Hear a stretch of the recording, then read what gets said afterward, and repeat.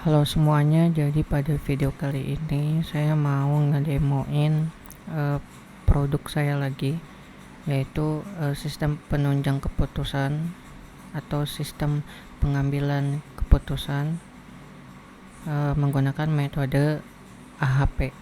Nah, jadi di sini tuh saya mau ngejelasin dulu sebelum saya tampilin demonya. Saya mau ngejelasin dulu di sistem ini tuh atau web ini tuh saya bikinnya pakai JavaScript ya, pakai JavaScript.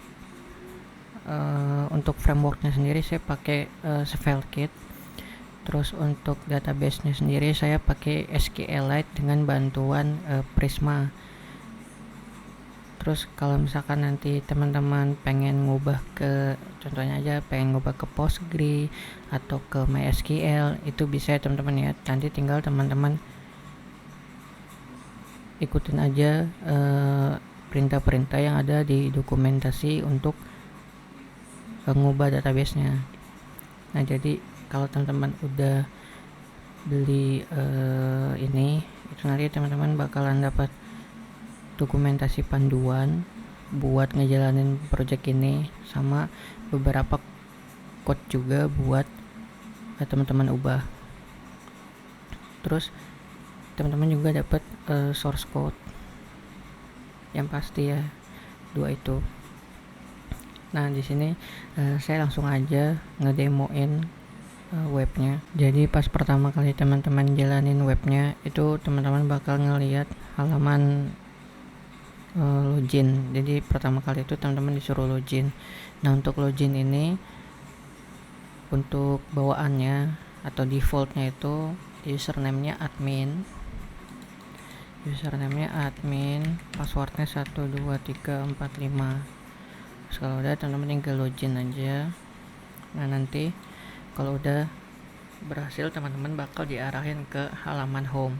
Nah, halaman home ini isinya cuman teks ini aja sih, kepanjangan dari AHP. Terus sama ini, kalau misalkan teman-teman mau ganti, itu juga nanti disediain di dokumentasinya ya, cara-caranya gimana.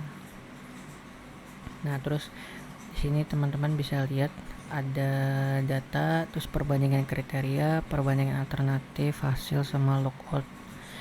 Nah, untuk data sendiri itu ini ada data alternatif, data kriteria, sama nilai awal. Nah, jadi yang pertama kali teman-teman nanti isi itu ada di nilai awal ya teman-teman ya, karena nilai awal ini tuh penting buat masukin nilai di perbandingan ini, karena kan si AHP ini kan dia pakainya nilai perbandingan kan buat ngitung hasilnya kan. Nah, jadi buat pertama-tama kali teman-teman ngisi data tuh saran saya mending dari data nilai awal. Tapi kalau misalkan teman-teman mau ngisi dari alternatif atau mau dari kriteria atau mau ikutin saran saya ya nggak masalah. Ini tinggal teman-teman isi aja datanya.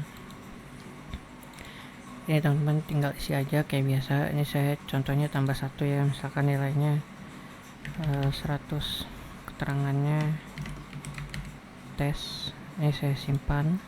Nah, ini udah masuk ya teman-teman ya. Ini double 2 kali karena ternyata tadi lagi loading, jadi ini saya hapus aja yang satunya.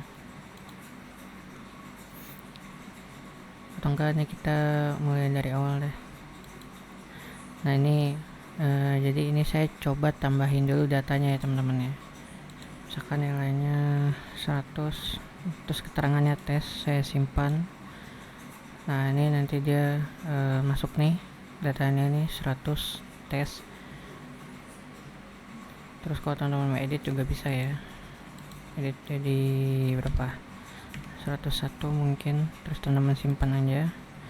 Nah, nanti dia bakalan jadi 101. Ini udah berubah ya teman-teman ya. Sama di alternatif juga, di alternatif kita tambahin A, B, C, D, E, F. Misalkan ini saya simpan. Nah, ini F udah ada ya teman-teman ya. Terus di data kriteria akademik, sosial, sikap, kehadiran, satu lagi misalkan ekstrakurikuler. Jadi itu project ini tuh studi kasusnya itu perankingan siswa ya teman-teman. Kalau misalkan teman-teman mau ubah lagi itu bisa aja, nanti tinggal teman-teman isi aja tuh datanya, alternatif, kriteria, sama data nilai awalnya buat data perbandingannya. Ini saya simpan. Nah ini udah masuk ya teman-teman ya, ekstrakurikuler. Nah kalau kira-kira data kriterianya udah masuk, terus teman-teman bisa nih isi data perbandingan.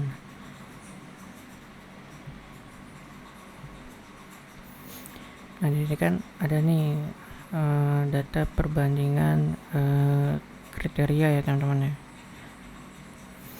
Ini tinggal teman-teman masukin aja nih data perbandingan kriterianya. Nah nilainya ini tuh ngambil dari nilai awal. Jadi kalau misalkan teman ini kan ada 101 tuh, nah ini nilainya tuh di sini buat menentukan perbandingannya. Terus kalau udah nanti teman-teman simpan aja, begitu juga di perbandingan alternatif. Nah di sini perbandingan alternatifnya itu saya buat dipisah berdasarkan kriteria. Jadi teman-teman ngisinya tuh lebih mudah. Tadinya tuh ini panjang banget ke bawah, terus saya pikir kalau misalkan datanya ada banyak, itu nanti teman-teman nge-scrollnya banyakan banget kan. Jadinya saya ubah jadi pilih berdasarkan kriteria, baru teman-teman bisa isi nilai perbandingannya. Nah kalau udah itu teman-teman bisa lihat di hasil. Teman-teman bisa lihat di hasil datanya. Nah ini setiap tabelnya ini teman-teman bisa ekspor ke Excel ya. Kenapa nggak ditaruh di sini? Karena biar langsung teman-teman ekspor di hasil aja ya. Jadi pas teman-teman udah mau lihat hasilnya, nah ini udah bisa diekspor ya teman-teman ya. Jadi kalau teman-teman klik tombol ini, itu nanti bakalan download file Excel dengan data kriteria sesuai sama tabel yang ini. Terus alternatif juga, perbandingan kriteria juga, alternatif perbandingan juga. Nah terus di paling bawah ini ada hasilnya. Nah ini hasil dari perhitungannya, kira-kira siswa mana yang lebih bagus rankingnya. Nah di sini kan A, B, F, C, D, berarti selanjutnya E. Nah ini perhitungannya juga udah by codingan ya teman ya, by code ya. Jadi teman-teman cukup masukin data-datanya aja, terus masukin nilai-nilai perbandingannya aja, nanti udah langsung dihitungin ya teman-teman ya. Oke, mungkin sampai segini aja ya teman-teman ya demonya. Kalau teman-teman berniat pengen beli, nanti linknya saya taruh di deskripsi ya teman-teman ya. Sebelumnya makasih ya teman-teman udah